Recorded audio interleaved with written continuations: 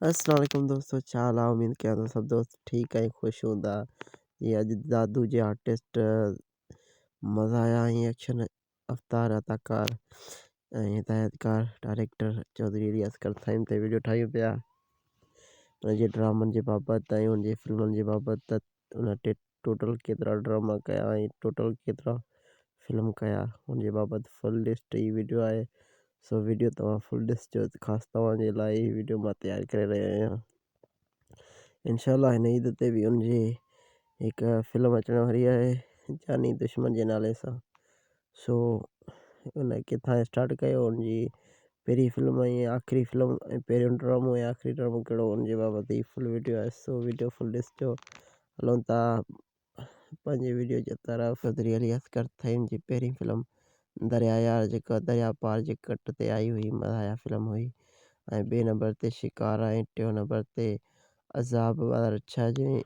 ऐं 2006 में अच्छो बादशाह, 2007 में लाइक बादशाह, 2008 में माया सदोरो, 2009 में हसीना, 2010 में हुबदार अली, 2011 में बागी शेर, 2012 में हर दिमाग, 2012 में गंजो वियो गाह ते, 2013 में नफ़रत, 2013 में दिलेर माछी, 2014 में ज़ख्मी शेर, 2014 में शेर दिल, 2015 में कालू, 2015 में खतरनाक हसीना, 2016 में अनाड़ी पहलवान, 2016 में शरीफ बदमाश, 2017 में ज़िद्दी शेर, 2017 में ज़िद्द, 2017 में खूनी शेर, 2018 में मौला बख्श, 2019 में रमू राकेट, 2019 में ज़िद्दी बलोच,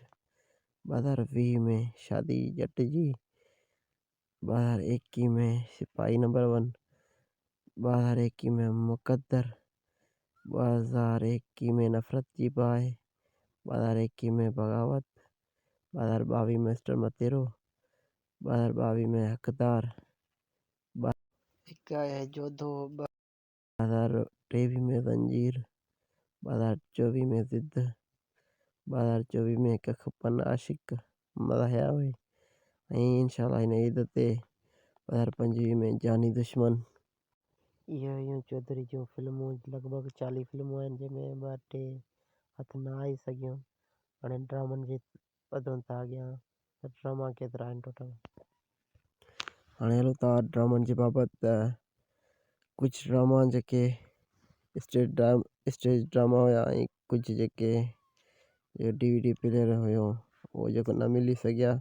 बाक़ी जेको मिलिया आहिनि उहे पहिरीं नंबर ते हवा आहे, ॿियों नंबर ते कंडनि जी सेज आहे, ऐं टियों नंबर ते पथर जा माण्हू आहे, ऐं चौथे नंबर ते मश्करनि जो ॻोठु, 25 नंबर पोइ मश्कर मोटी आया मश्करा, ऐं गंजो वियो गाह ते पार्ट 2 ई मज़ाया ड्रामो, ऐं उर्दू ड्रामो हीर, हुन खां पोइ तकरार, अजब दुनिया। इहो बि कॉमेडी ड्रामो आहे। चौधरी इलियास करथाइम जा कुझु फिल्म ऐं ड्रामा ऐं कुझु फिल्मूं जेके न मिली सघियूं ऐं न उनजा नाला मिली सघिया।